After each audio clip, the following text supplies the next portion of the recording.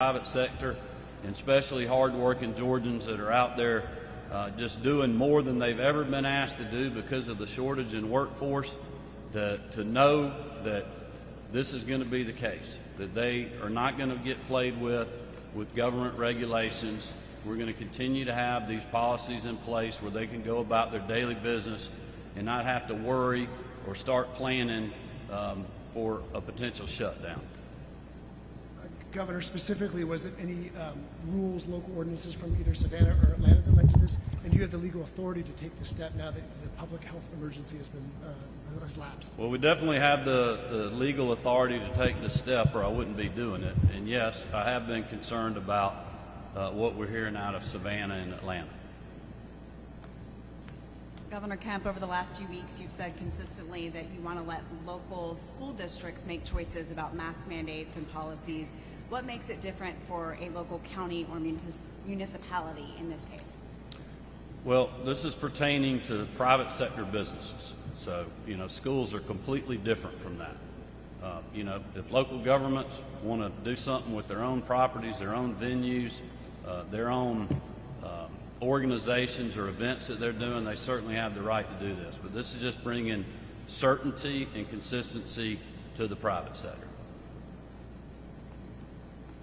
Governor, I wanted to ask a vaccine question. We've seen the president saying he wants booster shots for the elderly, people in long-term care facilities. A year ago at this time, you were trying to get vaccines into long-term care facilities. What is the state doing now to try and see that they can get those third shots into these facilities? Yep, we have been following the booster shot recommendation. Our team is working on that now with Dr. Toomey and her team at Public Health on how we're going to do that, or what's the best logistical way to do that, and we'll have some news on that in the coming days whenever we get that ready to put out to people. But that's something I think people should start just thinking about, and certainly start talking to their medical professionals. And I know a lot of the private sector partners in our nursing homes and hospitals and other folks that were really at the front of the line of getting the vaccine, of us trying to protect the vulnerable, the elderly, our healthcare heroes, first responders, and others medically fragile.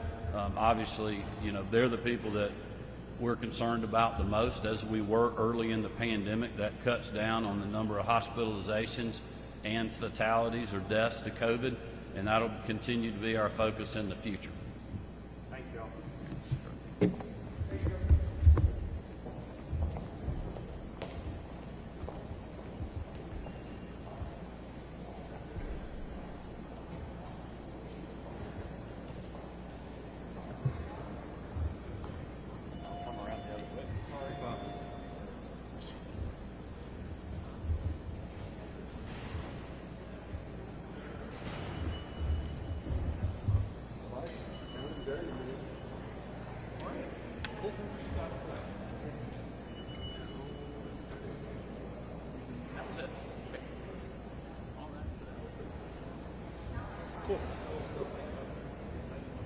Lessons in